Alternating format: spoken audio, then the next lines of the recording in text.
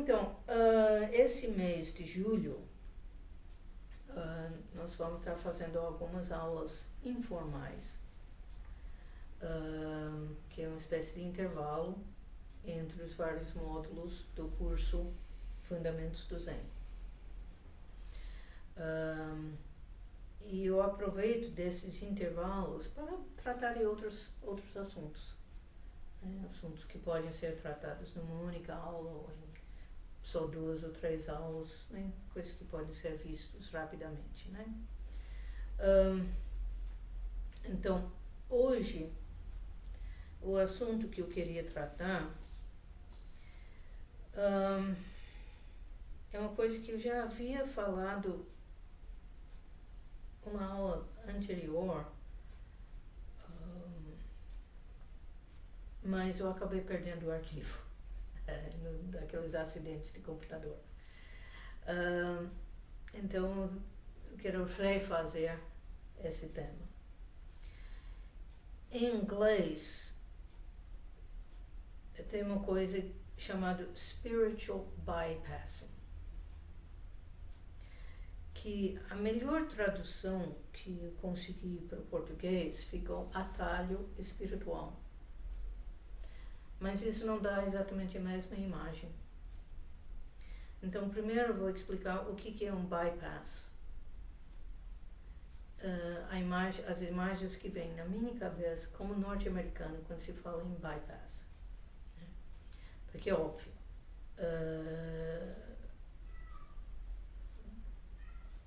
De uns anos para cá, se tem uma cirurgia de ponto de safena, que também é chamado bypass, que é um aspecto onde se vai fazendo um caminho alternativo para escapar a parte que está ruim, né? Só que o que vem na minha cabeça, uma pessoa que cresceu nos Estados Unidos, é que eu peguei a época em que as grandes rodovias que atravessam os Estados Unidos, que é uma rede incrível, né, estavam sendo construídos.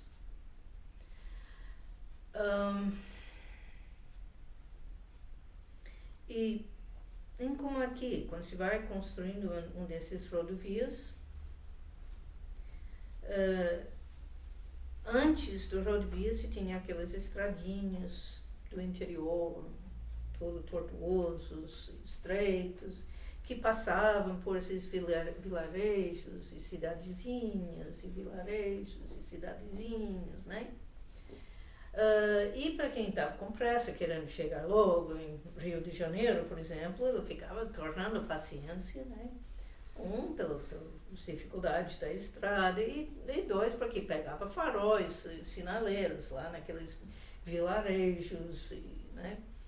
Então ficava, quando vão construindo os rodovias, né? Aí simplesmente tem uma saída para ir para aqueles vilarejos. Então, bypass está literalmente passando pelo lado. Pass, passar, by, ao lado de. Né? E o que acontecia com muitos desses vilarejos? A partir do momento que parou de ter tantos carros atravessando a cidadezinha. Nesse bypassing, né, os bypass do rodoviário, quando passa pelo lado desses vilarejos, né, porque só quem efetivamente quer ir para essa região que vai sair do rodoviário e ir para lá, né, rodovia. Então, muitos desses vilarejos, os cidadezinhos, entraram em declínio mesmo. Eu acho que alguns, inclusive, chegaram a virar simplesmente cidades fantasmas. Né? Acabaram. E o importante disto, quando a gente fala do spiritual bypassing, é muito importante entender o risco que está implícito em tentar atalho espiritual. Porque não é atalho, é um passar pelo lado de alguma coisa. Tá? E esse alguma coisa pode nos prejudicar bastante. Então, eu peguei uma definição do spiritual bypassing, que vamos traduzindo como atalho espiritual, que a pessoa disse: o uso do espiritual e do transpessoal para passar pelo lado de, para evitar o pessoal. Quer dizer,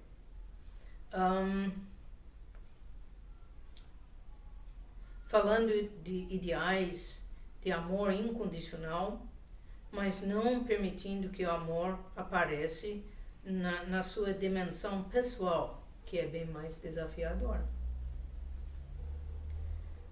Segundo, o uso de práticas espirituais, de práticas e crenças espirituais, para evitar lidar com sentimentos dolorosos, feridos não resolvidos e necessidades de desenvolvimento. 3. Espiritualidade que aceita a luz, mas evita o calor desta luz.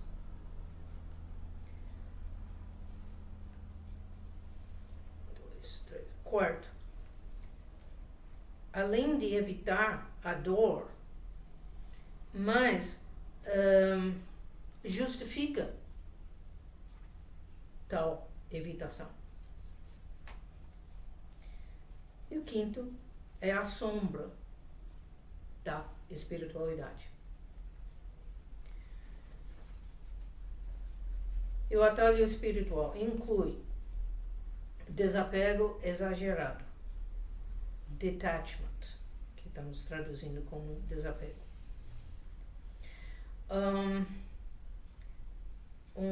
Anestesia emocional, anestesia emocional e repressão.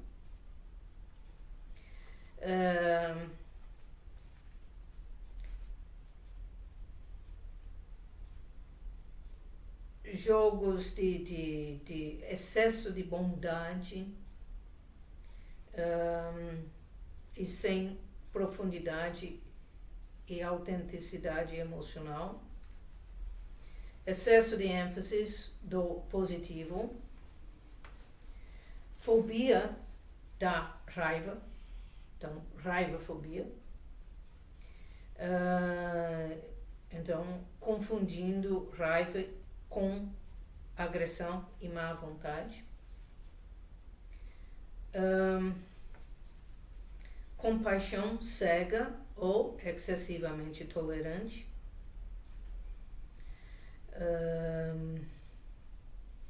Fronteiras fracos ou excessivamente porosos. Desenvolvimento desequilibrado. Por exemplo, a inteligência cognitiva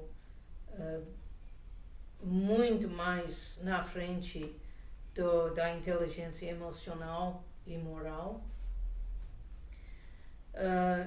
Julgamentos debilitantes sobre o seu próprio lado de sombra.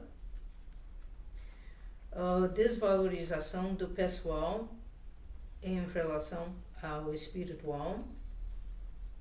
E delusões de ter chegado num nível mais alto de ser.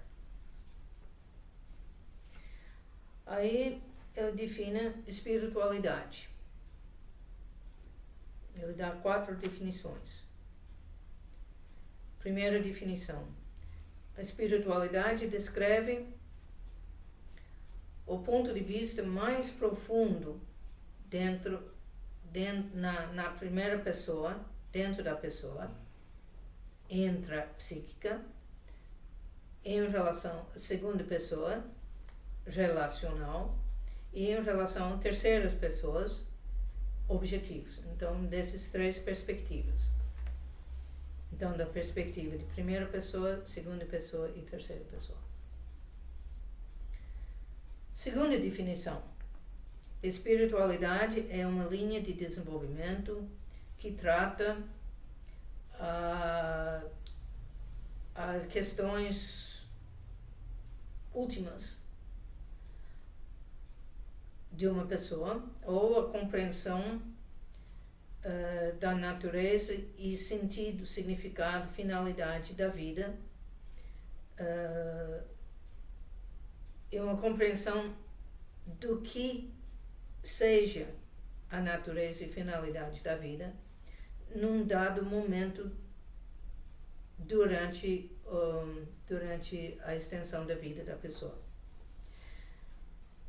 A partir desse ponto de vista, existe espiritualidade da infância, espiritualidade de adolescente, espiritualidade de adulto e espiritualidade dos anciões. Essa linha de espiritualidade também pode ser influenciada pelos tipos. Pode ter mais características masculinas, femininas, introvertidos ou extrovertidos, por exemplo. Terceira definição. A espiritualidade se refere aos estados alterados, sejam psíquicas, sutis, causais ou não dual, que os indivíduos podem experienciar durante as suas vidas.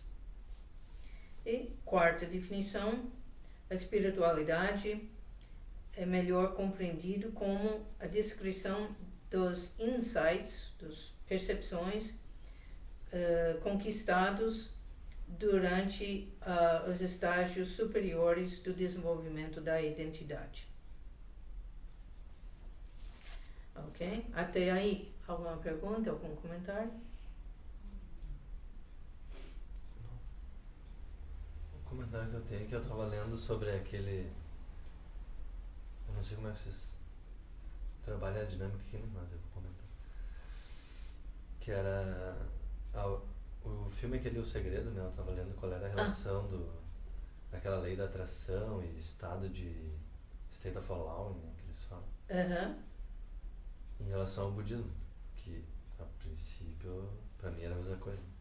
E num dos artigos que ele comparava, dizia justamente essa primeira parte, que eles falavam esse excesso de positividade, ver tudo como bom, e às vezes as pessoas exageravam e ultrapassavam aquilo que elas conseguiam perceber, enfim, estavam absorvendo toda a negatividade. Né? Eu estava lendo isso semana passada, então.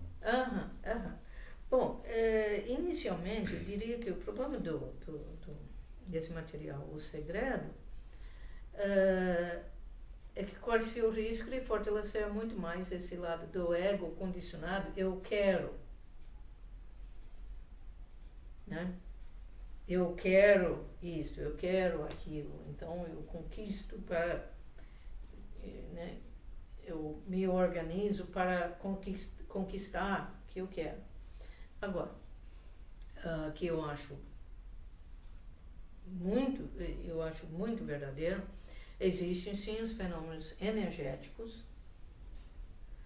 A gente atrai e afasta coisas, experiências, oportunidades de formas inclusive muito sutis.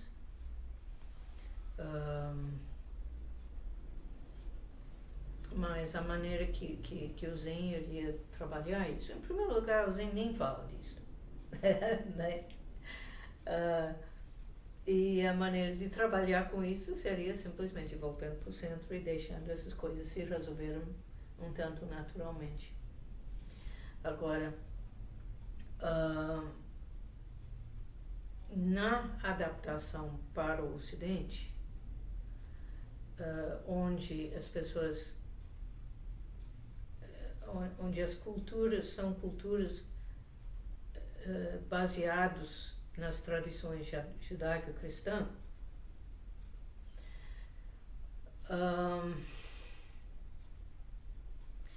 eu acho que acaba ficando muito importante a gente cuidar de um jeito ou outro, ou seja, dentro do próprio Sangha ou por encaminhamentos,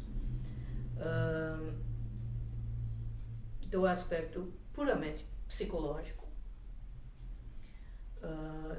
e dentro da compreensão ocidental da psicologia.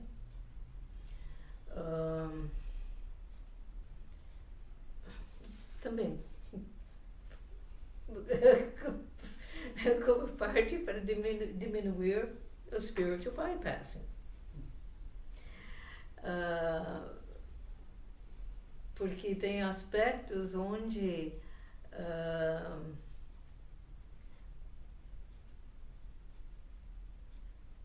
o que é valorizado nas igrejas muitas vezes, né, tipo, né, a não raiva, né? Quantas pessoas nunca aprenderam a realmente lidar com as suas raivas e cuidar corretamente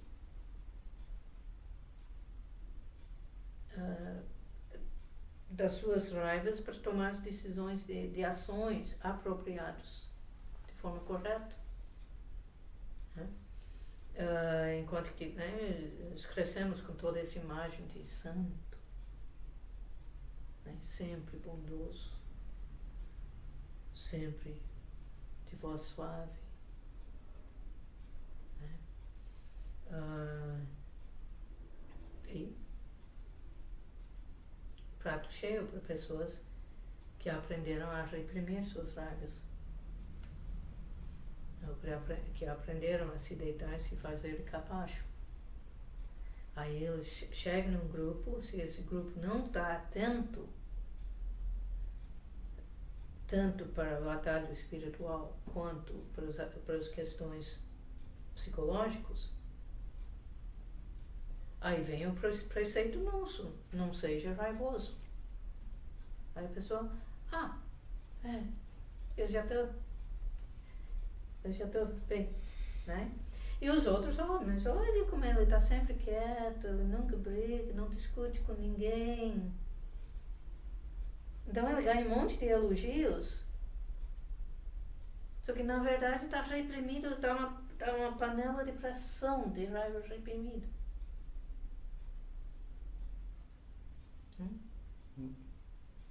Isso é muito comum. Muito comum. Porque o processo de trazer o Zen e o budismo em geral para o Ocidente ainda está muito incompleto. Porque veio... Eu estava assistindo uma série de palestras bem interessantes, onde finalmente estão falando abertamente disso, né? Em primeiro lugar, os monges japoneses, eles não estão em exílio. Eles não perderam o país deles. Então, os tibetanos, sim, eles foram para todos os outros países porque realmente eles foram expulsados do seu próprio país. Mas os monges japoneses, eles estão bem lá no Japão, tá? Então, o monge qualificado, ele está com um emprego garantido. Conclusão: o monge japonês que vem para o Ocidente, ele vai ter alguma qualidade onde ele não se encaixa no Japão. Ou porque ele tem um traço de personalidade, ou porque ele pensa diferente, tem outras ideias, tá? Então, quer dizer, os monges que vieram para o Ocidente e ficaram, tanto podem ser excepcionais de bons, como também seres humanos com suas questões. Né? Num dos escândalos que deu em relação a um dos monges Rinzai,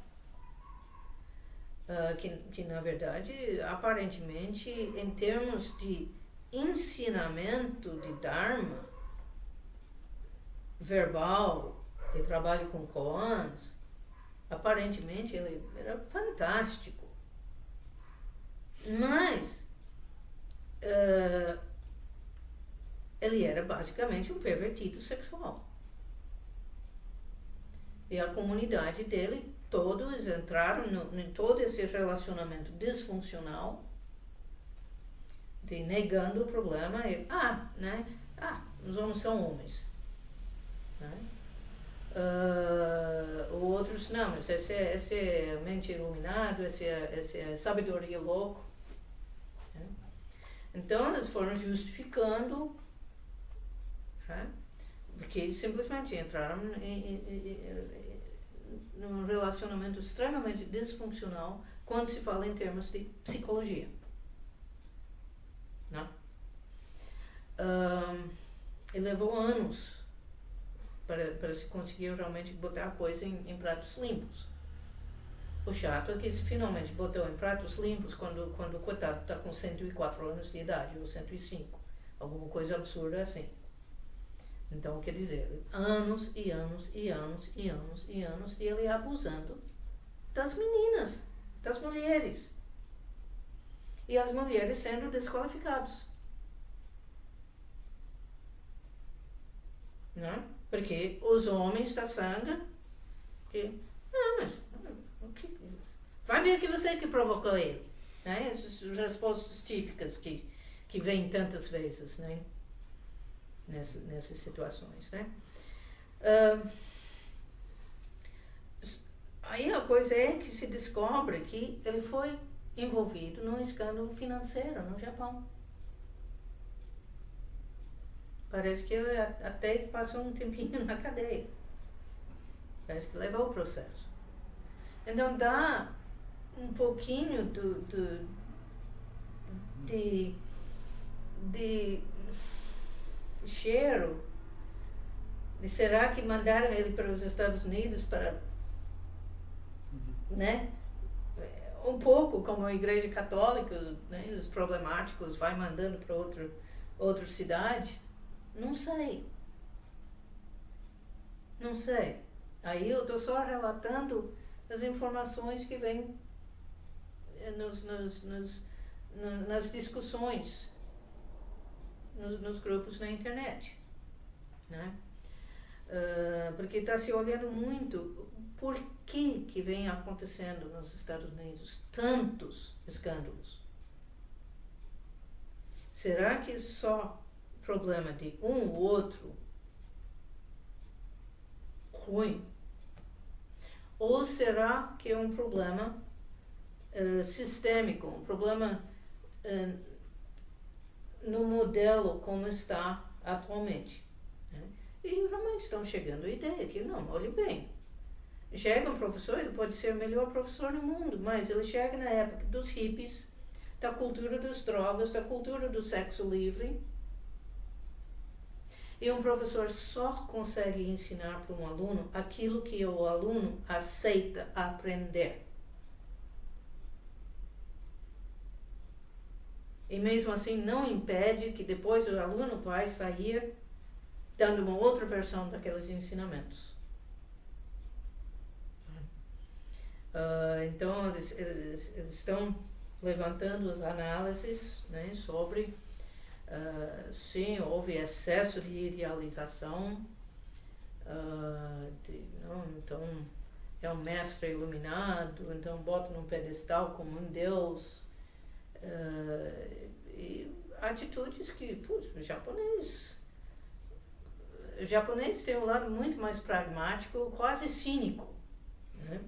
Parte por causa da questão cultural de você pertence ao grupo ou não. E quem não é do grupo tem que se provar antes de ser reconhecido. Então, especialmente com os monges masculinos, já são considerados vagabundos enquanto que não se comprovam diferente. Para os japoneses, as monjas, de linha geral, continuam respeitados, né? Como mantendo o nível da prática ascética e tudo mais.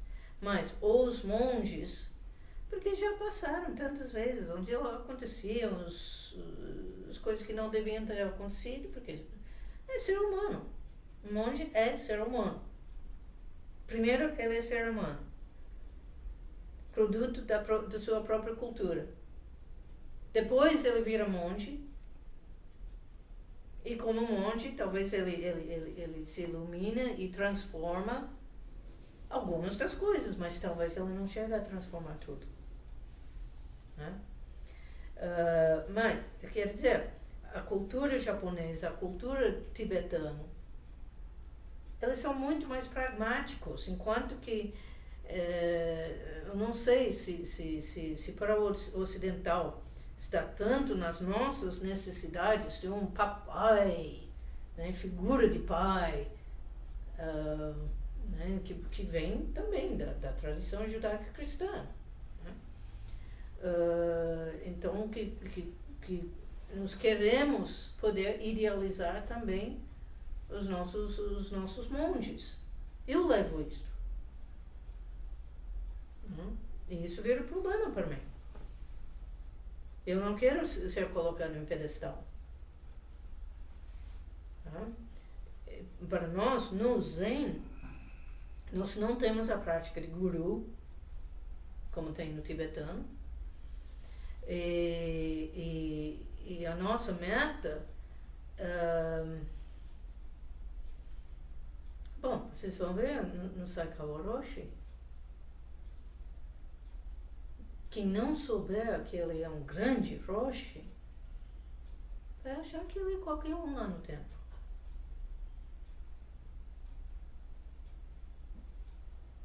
Porque ele não tem um pingo de necessidade de se mostrar.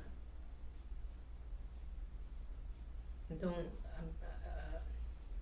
o ideal nosso é de se virar cada vez mais comum. E não especial. De tirar tudo isso de especial. Inclusive, um dos nossos sutras expressa isso muito bem, na última linha.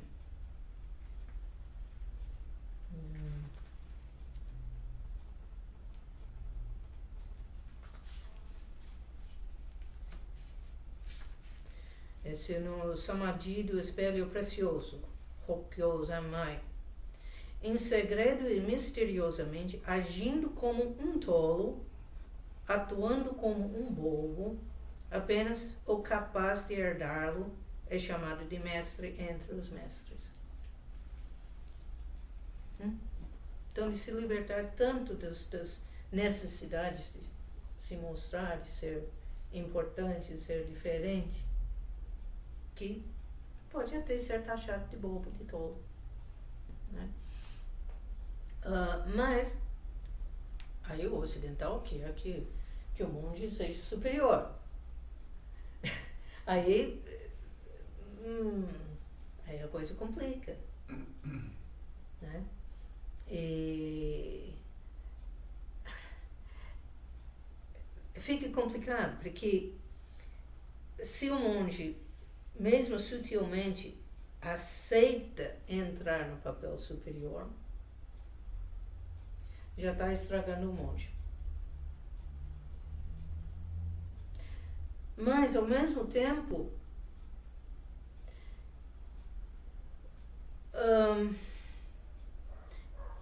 o que está sendo koan para mim é como que eu mantenho com vocês toda a postura de simplicidade, de pessoa comum, como qualquer outro, sem que vocês não façam confusão e confundir intimidade com familiaridade e com desdém e desrespeito.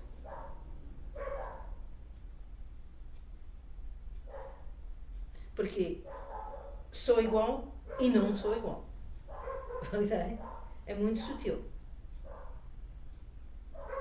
Mas me prejudica se eu cultivar a minha diferença. Se eu cultivo isso, se eu foco isso. Mas corre o risco de prejudicar vocês se eu foco demais ou somos todos iguais.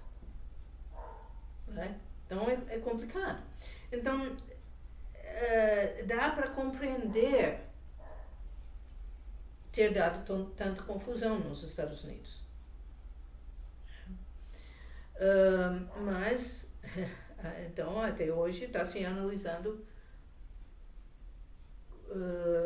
como corrigir estes erros, né? Não somente para fazer com que as sangas sejam sangas saudáveis, mas também justamente para estruturar como se vai treinar. O que se vai fazer de diferente no treinamento dos monges ocidentais, que não precisa fazer no Japão, por exemplo, ou no Tibete, porque já está na cultura. Né? No Japão, 95% dos monges que vão para o mosteiro já fizeram faculdade, e na maioria das vezes estudando estudos budistas. Então eles têm estudo. Aí o ocidental vê essa frase de Buda Dharma, um método de transmissão coração-mente a coração-mente, sem dependência das letras. Fechar e jogar fora os livros. Não vamos estudar. Né? Não é assim. Seu monge já fez faculdade, então ele já estudou os sutras. Eles vivem uma cultura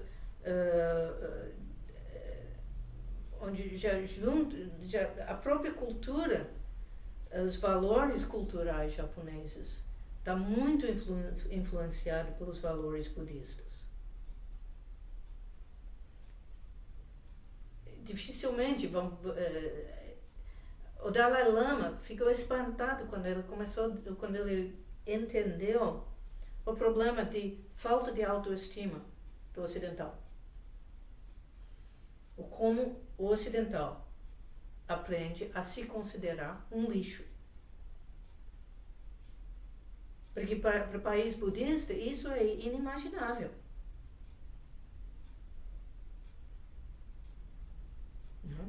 Eles vão ter, sim, os neuroses deles. Mas diferentes. E não essa baixa autoestima, ou esse ódio próprio, inclusive, chega a ser um ódio de si mesmo, que automaticamente está pedindo, né, para sobreviver, tem que compensar com um monte de posturas. E aí bagunça mais ainda. Aí mais ainda entra os atalhos espirituais. Porque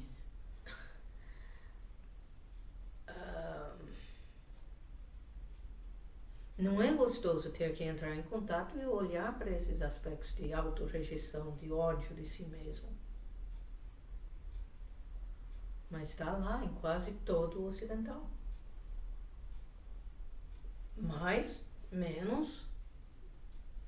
mas algum pedaço está lá em quase todos os ocidentais. Por quê? Por causa da história do pecado original.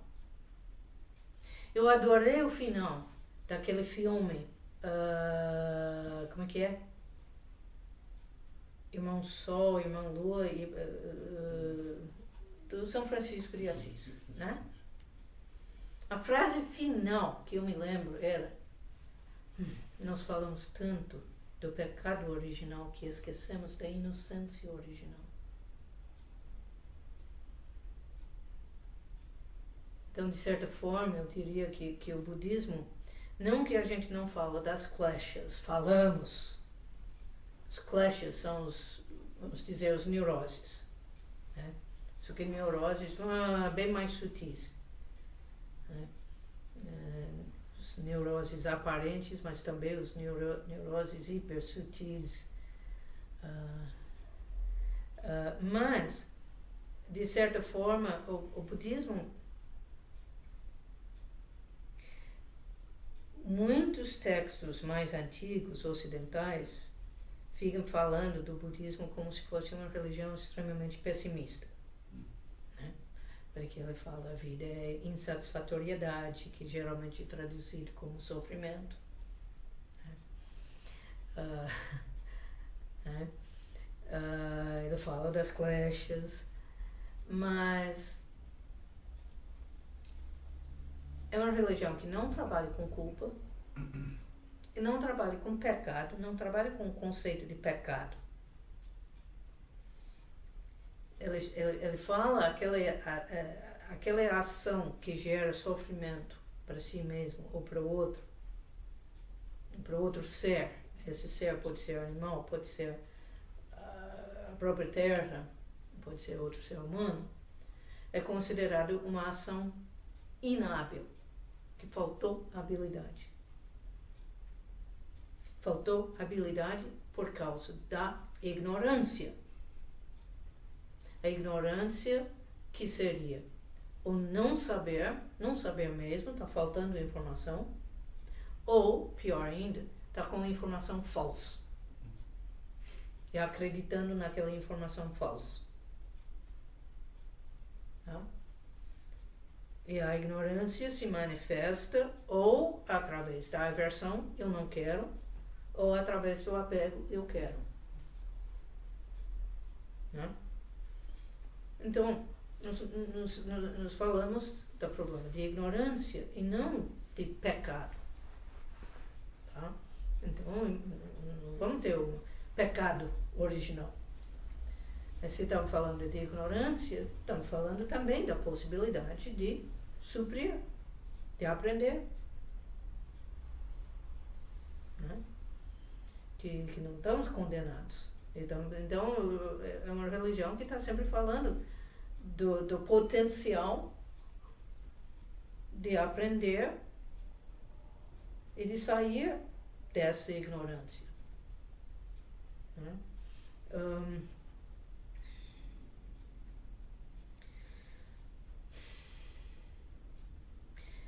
Mas um livro que me foi muito importante, né, que também ainda não tem tradução para o português, o título é Buddhist Practice on Western Ground,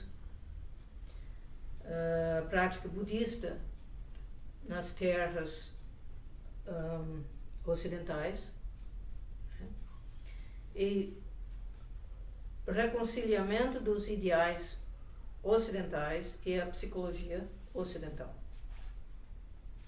Eu falei orientais? Não, ocidentais. Bom, então vamos refazer essa frase. Não, falou certo. De repente me deu uma dúvida se eu falei certo ou não. Reconciliar os ideais orientais tá, com a psicologia ocidental. Ok? Tá. Então ele fala justamente, né, os títulos de capítulos, por exemplo, né? Luz e sombra, os ideais orientais, as alegrias e perigos da individualidade, espelhos e reflexos, a espiritualidade, local e expresso. Então, local seria um trem local que para em todas as estações. E o trem expresso, né, vai direto, ele passa a maioria das estações, né? Nós temos acho que T7 ou T1? Tem um aqui. Tem um normal que para em todo e tem um D que direto, para bem menos, né? Então é isso que está dizendo quando fala espiritualidade local ou expresso. Eu acho que ele já está entrando nisso, né? Próximo capítulo, né? Psicoterapia no contexto de uma prática contínua budista, né? Bom, aqui é uma brincadeira com palavras. Ego no muro. O que é ego, afinal?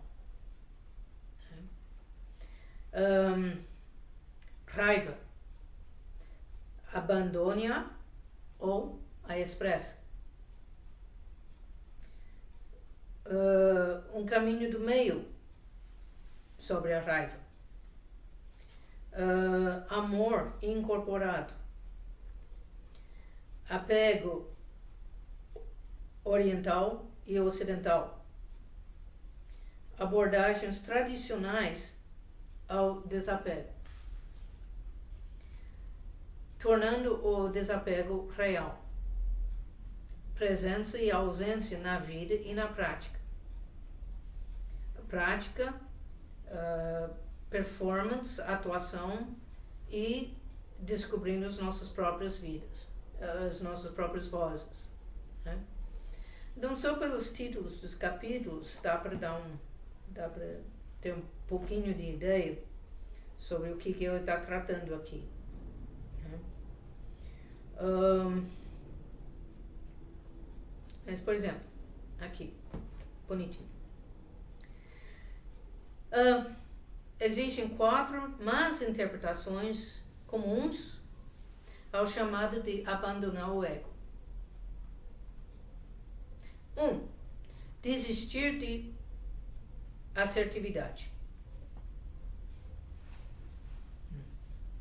Os psicólogos no Ocidente fariam a distinção entre orgulho falso e autoassertividade saudável. Os professores asiáticos tradicionais talvez não consigam fazer essa distinção tão claramente com os seus alunos ocidentais, né, por causa das diferenças culturais, né? Então, alunos que têm dificuldades em relação à assertividade podem confundir assertividade com ego e buscando abrir mão do ego, sustentar uma postura não assertiva na vida. Deu para entender? Segundo, desistir do funcionamento do ego no sentido técnico. Sem o funcionamento do ego, nós não conseguiríamos negociar, né, gerenciar as nossas vidas de forma alguma. Às vezes, este mal interpretação é relacionado ao anterior, ao primeiro, para justificar, racionalizar, desistir de tomadas de decisões em favor à passividade. 3. Desistir do self metafísico, ou Atman, que é chamado, né? Como temos visto, né, em outras partes do livro, não é que nós temos um self metafísico que temos que abrir mão. Mas, na verdade, nós descobrimos que tal self não pode ser encontrado, porque não existe. Então, na realidade, nós desistimos de nos apegarmos a ou ficar criando conceitos sobre algo que é imaginário. Ou 4. Desistir de ser um sujeito consciente. Isso não é nem realmente possível, a não ser através de um estupor induzido por drogas. Os praticantes avançados são claramente conscientes e despertos. Porém, essa ideia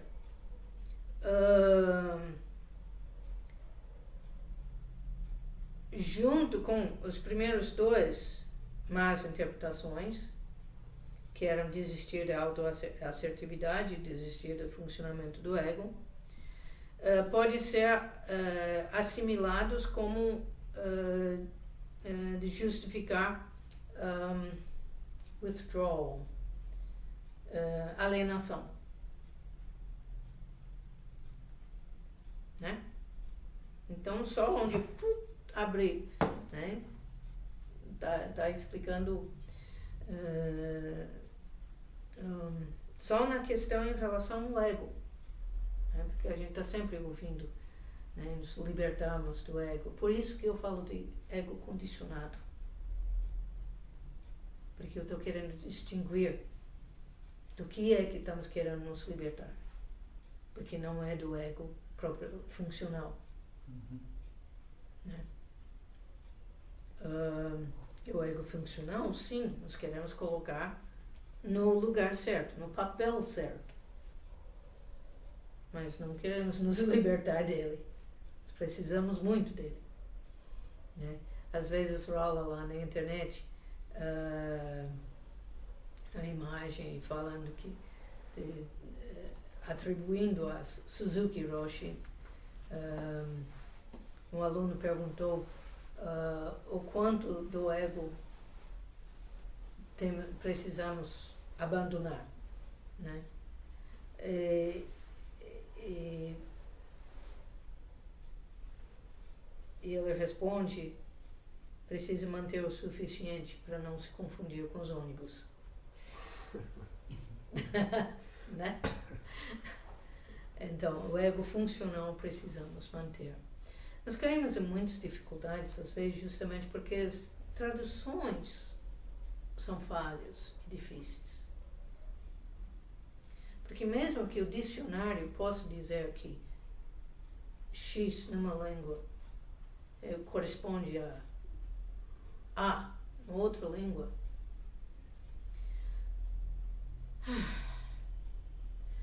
o X numa língua ele pode estar com tantos conceitos associados que fazem parte da compreensão dessa palavra.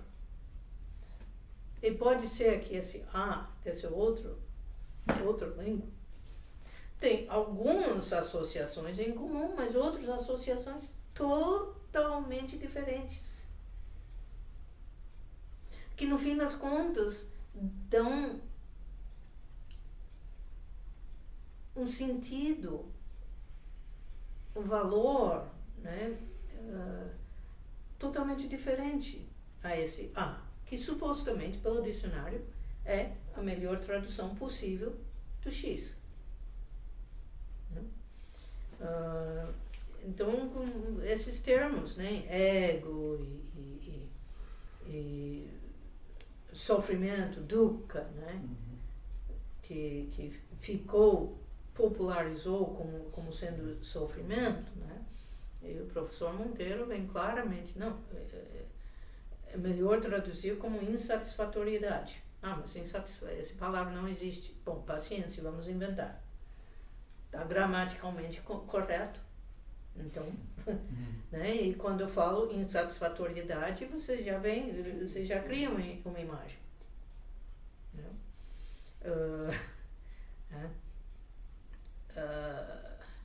Então, mas, quer dizer, pontos onde a gente mais tem que cuidar, onde é mais comum dar os más interpretações para o pessoal que vem para o budismo. Primeiro, esse em relação ao ego, o ego funcional. Eles acham que aí tem que... E tem uns que não... Eles vejam um de nós monges mostrar assertividade, firmeza. Mas como? Você não é budista? Porque está nesse mito, essas falsas interpretações, onde não pode mais ter assertividade. É muito pelo contrário. Vocês vão ver mestres como Sakao Roshi, por exemplo, né? Ele cultiva uma doçura e gentileza maravilhoso. Poxa, eu fico babando. Né? Aoyama Roshi também, lá no Japão. Né? Eu fui para o Japão justamente porque eu queria incorporar isso. Né? Porque eu, ao lado da Aoyama Roshi, eu me sinto literalmente porco-espinho. Né? De tão rude, de tão grosseiro. Né? Mas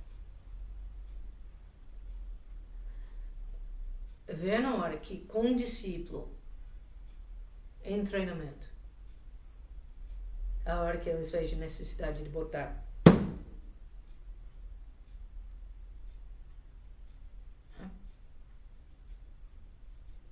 aí eles vêm firme e não é com cafuné não. Sakao Roshi já expulsou pessoas do Bushinji que precisavam.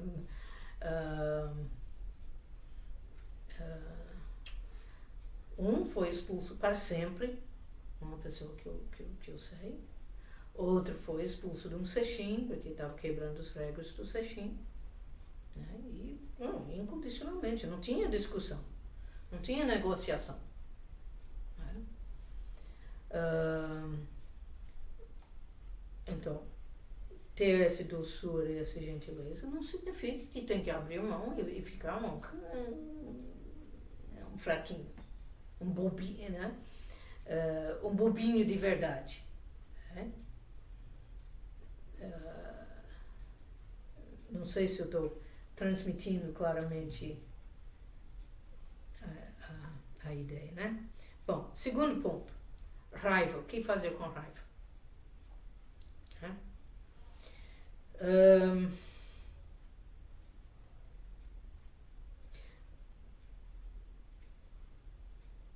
De um lado se tem os ensinamentos sobre não ser raivoso,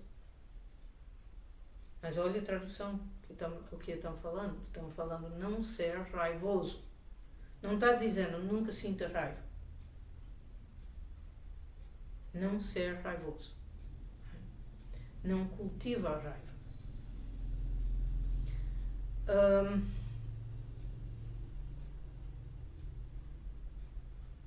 Mas muitas religiões colocam, né, no base de não pode sentir raiva, raiva é ruim.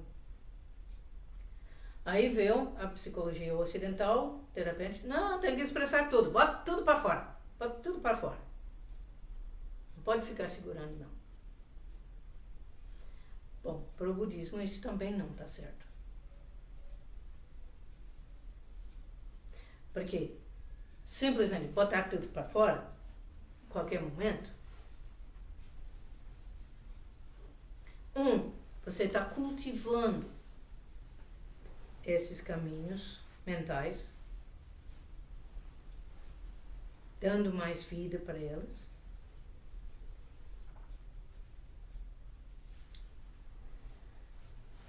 E, frequentemente, machucando os outros.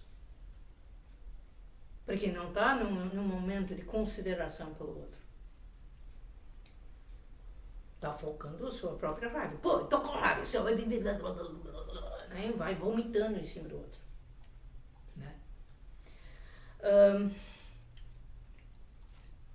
Então, por isso que vem o próximo capítulo, o caminho do meio sobre a raiva. A raiva tem uma função importante para nos alertar que alguma coisa não está certo. O ideal é a gente cultivar tamanho sensibilidade interna conosco mesmo para perceber bem no comecinho quando está só um desconforto.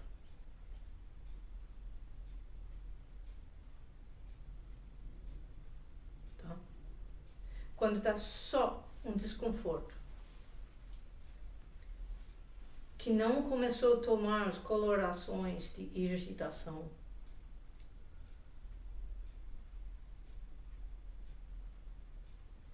Ou não sendo tratado.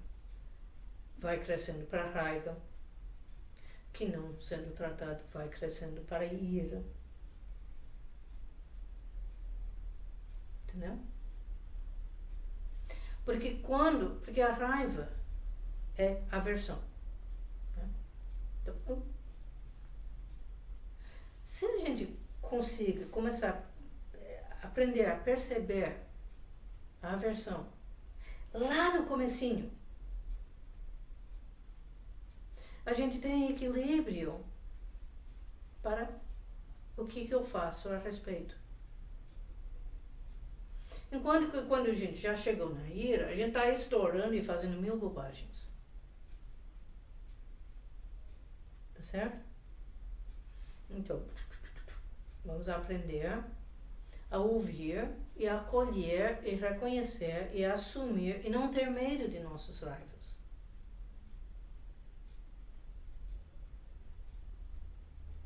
Tá? Então não vamos nem cultivar e nem reprimir, mas também não vamos viajar neles. Mas o que está me dizendo? Tá, eu volto para o eixo, volto para o centro, volto para a respiração.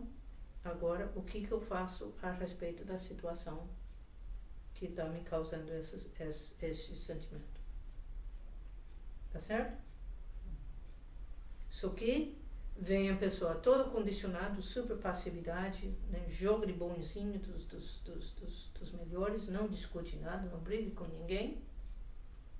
E quantas vezes, especialmente lá nos Estados Unidos, de repente você fica sabendo que foi comprando armas e de repente foi numa escola e matou 20 crianças.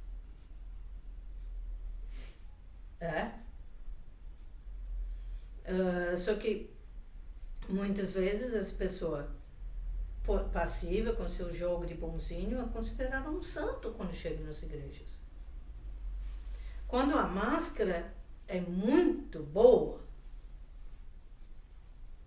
a persona, o jogo do bonzinho, dá para enganar muita gente. Aí a pessoa chega num grupo de prática, mas que santo, mas que temperamento maravilhoso. E a pessoa fica pacífica. Então ela recebe muito apoio para continuar daquele jeito. A não ser que o professor está entendendo já. Vamos olhar por trás. Vamos ver se é real ou não. Né? Eu já cheguei a quebrar a cara com um jogo de bonzinho muito bem feito. Né? Foi conseguindo me enganar direitinho. Durante um bom tempo. Né? Então, spiritual bypassing. Você acha justificado continuar daquele jeito? E continua. Né? Amor. Eu ouvi vários. Tem uma pessoa em São Paulo. Ele estava acho que entrando no 8º casamento.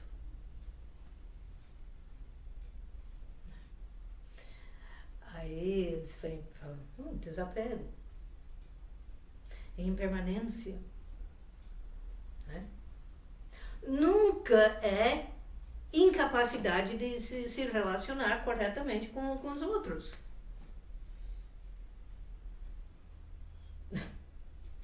Entendeu?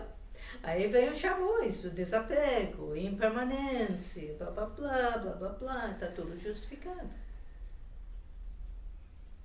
Né? E ainda que temos os ensinamentos falando em não ficar apegado.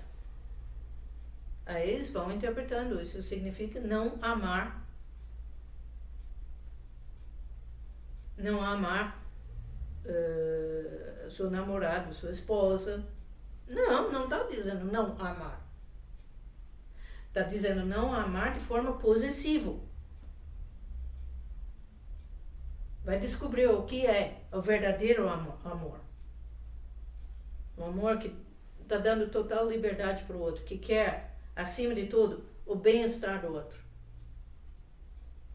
Plena de compaixão. E nada de possessivo, e nada de ciúmes.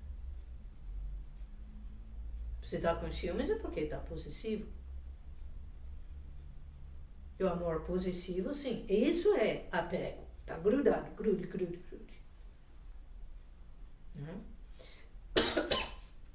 Então, se interpreta os ensinamentos de desapego como indiferença, está muito errado. Se interpreta os ensinamentos de impermanência como não valorizar seus objetos e ficar perdendo celulares, ficar batendo carro. Tá? Eu tenho alunos que inicialmente, de 2 em 2 meses, estavam perdendo um celular. Ou sendo roubado, ou porque, perdeu no ônibus, não sei o quê. Ou caiu e quebrou. Até que eu tive que dar aquela, né, aquela chamada de atenção. Aí, não, começa a valorizar. Valorizar não é necessariamente ser apegado. Valorizar é cuidar, respeitar e usar bem. Não? Então, às vezes são detalhes na interpretação que fazem toda a diferença. Tá? Então aí ele fala assim do amor incorporado. Né? Então que justamente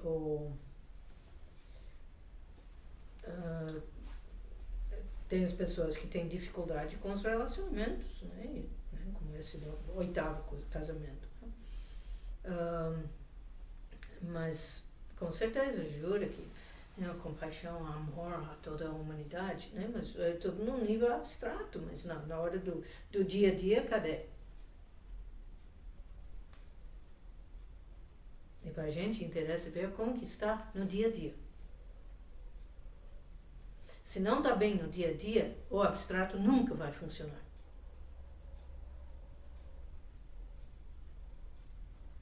E esse amor também envolve amor próprio.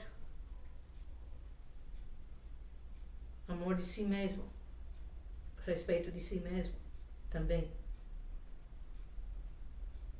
E se não está conseguindo amar a si mesmo e amar aquela pessoa, ser humano que está na sua frente, que tem horas que é chato, tem horas que incomoda, que irrita, que não faz do jeito que você quer, né? Porque não é máquina, não é robô, não é brinquedo, é um outro ser humano. Né? Enquanto que não está conseguindo amar esse outro ser humano, ou essa outra criatura, que não faz como eu quero e não faz como eu queria.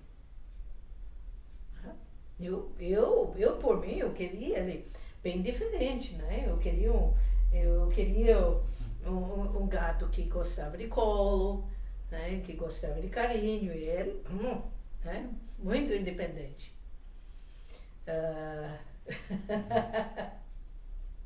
Eu queria sim que ele fosse mais corajoso, que ele soubesse brigar e defender o seu território, mas ela não teve a oportunidade. Aí eu vou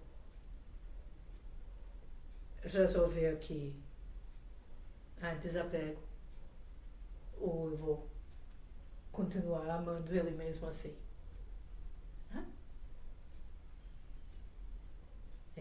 Eu decidi, continuo amando ele. Ele que vai ficar com a casa e não a outra gata. Né?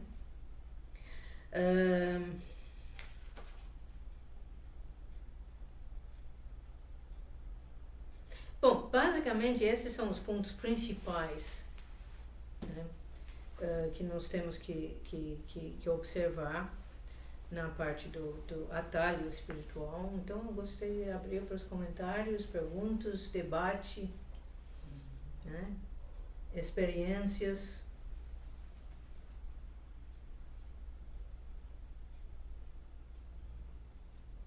Eu acho que aí já temos bastante coisa para refletir. Eu gostei dessa risada.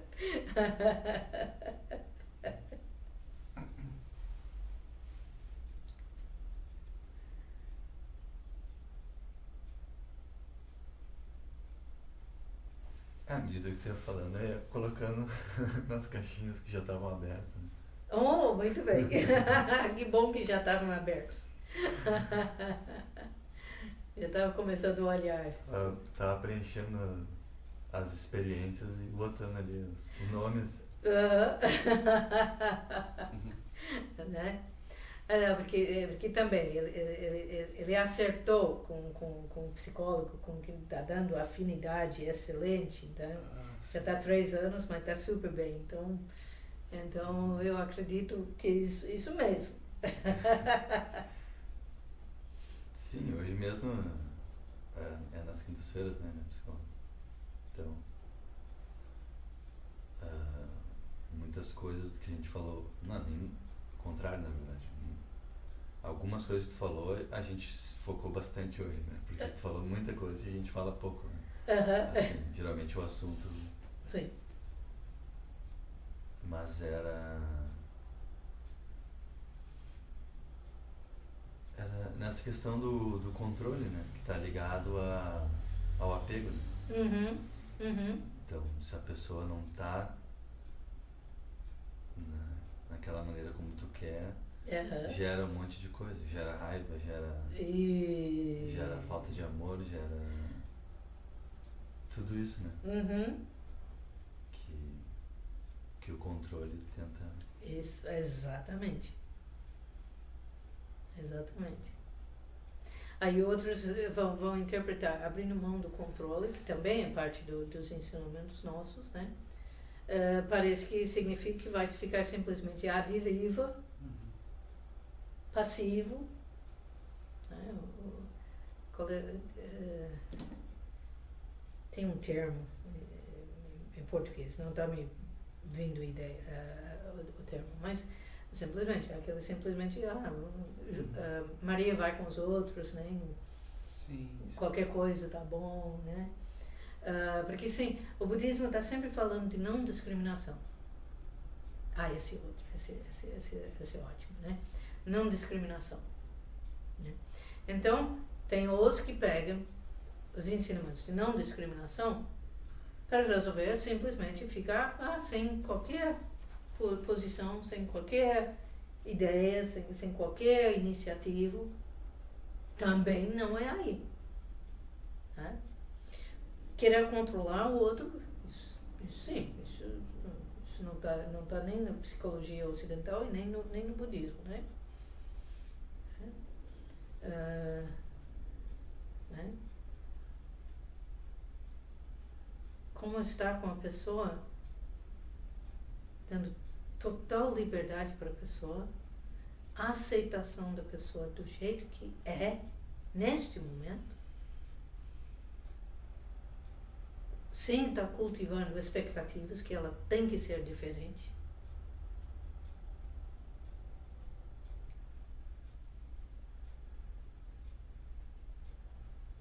E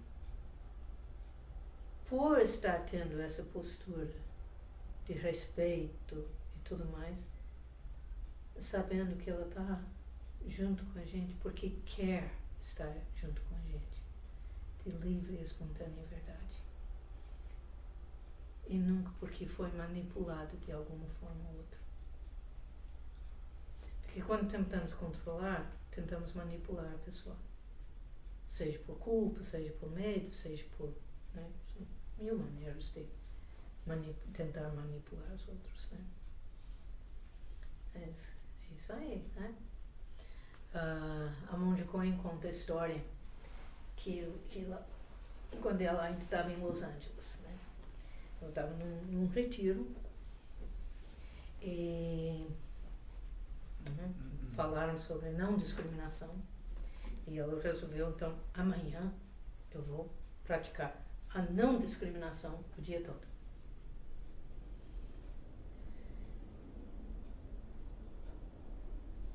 Bom, então, durante o zazen matinal, tudo bem. Durante o cerimonial, tudo bem, né?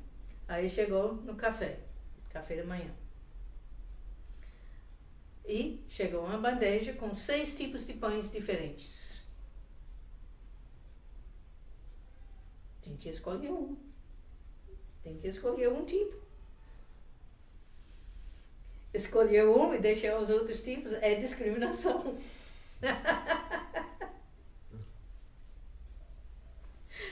Mesmo que a gente finalmente faz na base de... Né?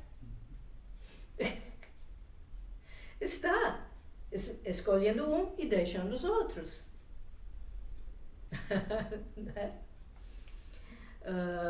Então, quando falamos de não discriminação, não estamos dizendo que não pode ter preferências, mas não pode deixar as preferências nos controlar. Tá? Eu tenho o direito de gostar mais de uma coisa em relação ao outro. Por exemplo, eu tenho o direito de gostar de ravioli e de não gostar muito de, sei lá, espinafre. Espinafre eu gosto, então deixa eu... Chuchu. Não, mas chuchu, o problema é que às vezes não combina comigo. Me faz mal. Aí entro numa outra categoria. Das intolerâncias digestivas, alergias. Então, aí é outro problema. Mas, rúcula, né, que é um sabor amargo. Eu não gosto dos sabores amargos. Esse é um gosto pessoal. É uma discriminação minha. Agora, eu tenho o direito de ter essa preferência e vivenciar essa preferência, desde que eu não deixe me controlar. O que isso significa? Por exemplo, se o Jushin-san me leva num restaurante, mesmo simples, ou especialmente num fino e maravilhoso, e de repente, né, ele já pediu e vem aquela maravilha e rúcula.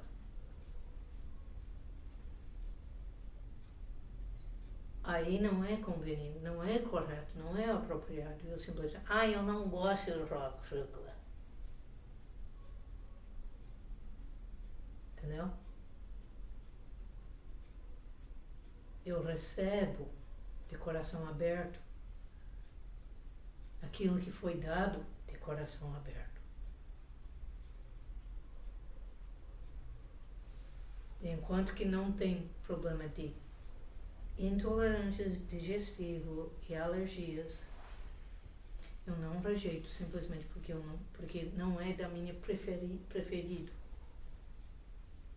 Tá? Por exemplo, berinjela eu não posso comer no Japão chegava a me dar reações violentas.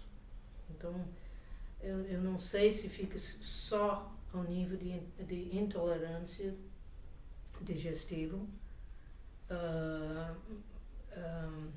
ou também chega no está na característica de alergias.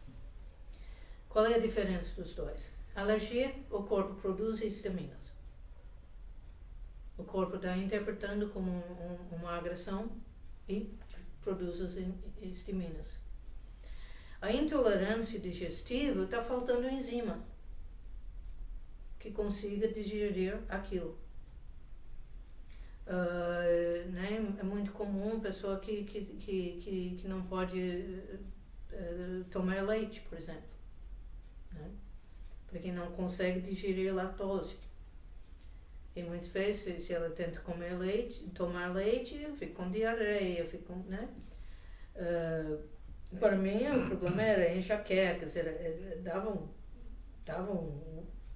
produzia gás no estômago, começava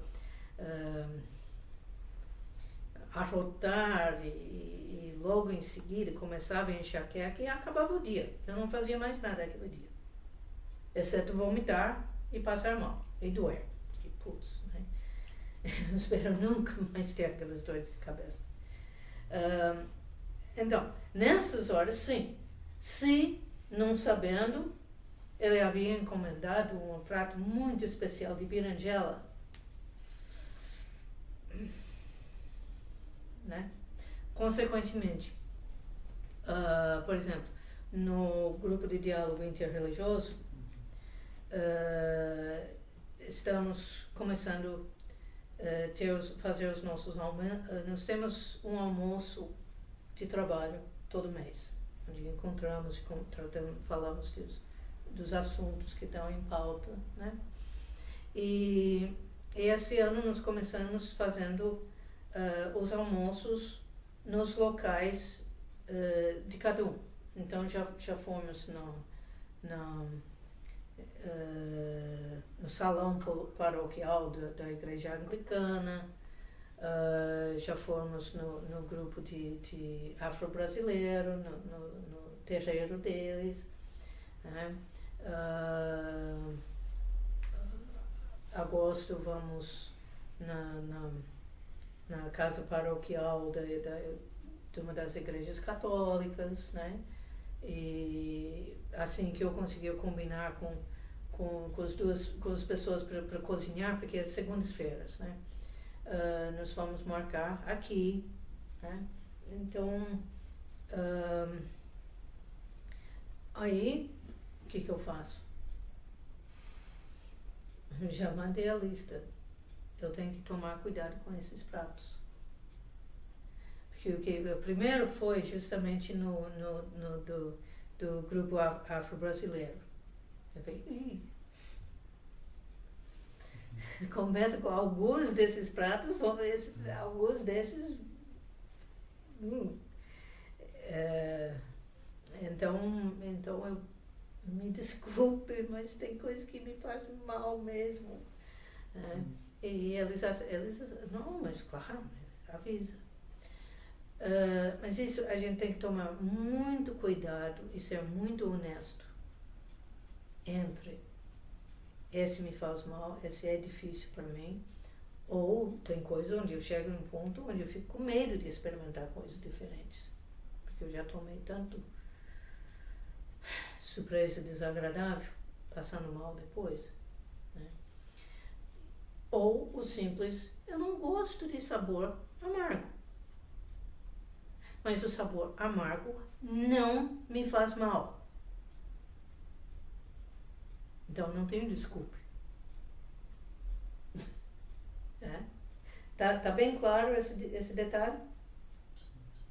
No dia a dia eu não tenho obrigação também de correr atrás do sabor amargo. No treinamento podia acontecer. E acontece. O professor descobre alguma coisa que o aluno não gosta e taca em cima. Porque está trabalhando o ensinamento da não discriminação. Né? Mas eu já passei dessa fase. Então, eu tenho direito aqui na minha casa, não. Eu não fico com rúcula. Mas eu vou fora, né? Às vezes, né? Às vezes pode ser uma folha só, né? Simbólico. Mas, né? De não discriminar. Né?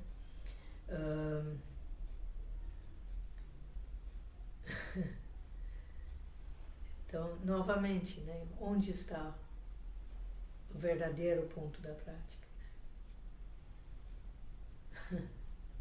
Não sei, tem uma coisa assim que eu gostaria até de comentar, que essa conotação assim de espiritual bypassing, né? Porque esse mecanismo do bypassing a gente faz toda hora, né? Não necessariamente assim em situações de humor, né? Mas, quando fala espiritual parece que é só uma coisa que é como se fosse um monge que está dando, né, um ensinamento que ele mesmo não vive aquilo, né? Então, mas a gente faz isso a toda hora, né? Uhum. Não, no sentido espiritual, a gente faz e tal, apontando pro defeito dos outros e não está enxergando o seu próprio defeito. Né? Então essa conotação espiritual é que eu fico assim, parece que tem alguma coisa que... Não, o que eles estão falando é quando se começa a tomar ensinamentos de espiritualidade como justificativos de continuar com essas atitudes e comportamentos. Tá?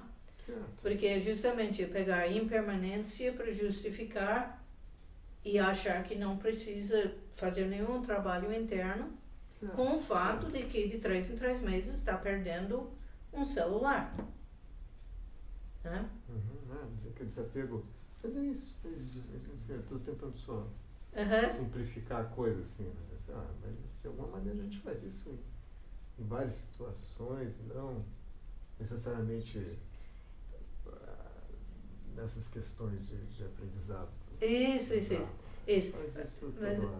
Mas o importante é para o grupo de prática de não cultivar um ambiente onde a distorção dos ensinamentos vira suporte para continuar com esses. Sim, todo mundo faz. Será que é bom? Será que é o ideal? Não. Desonestidade. Isso, né? Então, que realmente a nossa prática seria justamente para perceber e nos libertar dessas atitudes, desses comportamentos. Mas se está havendo distorção dos ensinamentos, má interpretação, além de não permitir que enxerguem, acabam apoiando e glorificando exatamente aqueles comportamentos. Né? No qual o exemplo clássico é aquele santo que nunca levanta a voz, que nunca fecha a cara, que nunca demonstra raiva, né? Que santo!